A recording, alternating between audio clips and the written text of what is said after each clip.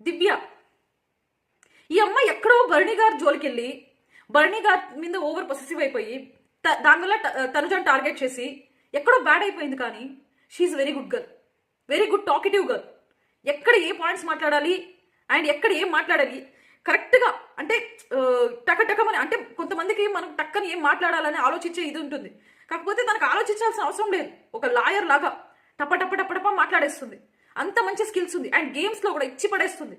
అది ఫిజికల్ అయినా and mental అయినా, బ్రెయిన్ యూజ్ చేసే గేమ్లో అయినా ఫిజికల్ అయినా చాలా మంచిగా ఆడుతుంది గేమ్స్ కూడా. నిన్న కెప్టెన్సీ కంటెండర్ టాస్క్లో శోభా శెట్టి గారు అయితే హౌస్లోకి ఎంటర్ అయ్యారు. తను దివ్య నిఖిత గారిని అయితే సెలెక్ట్ చేసుకున్నారు గేమ్ కోసమని. తన కాలు బాగాలేదు, కాళ్ళకి దెబ్బ తగిలింది.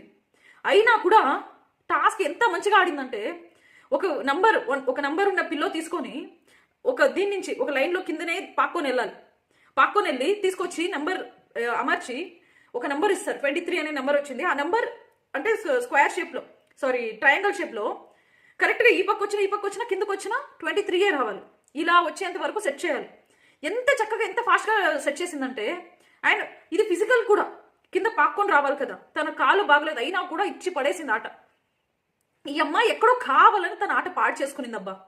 చాలా మంచి అమ్మాయి. ఎక్కడో కొంచెం ఓవర్ పొసెసివ్నెస్ కానీ, కొంచెం నోటి దూలు అంటారు చూడు, ఇవి కొంచెం ఎక్కువైపోయేసి తన గేమ్ పాడు చేసుకునేది. అంటే టాప్ 5కి రావాల్సిన అమ్మాయి ఈ అమ్మాయి.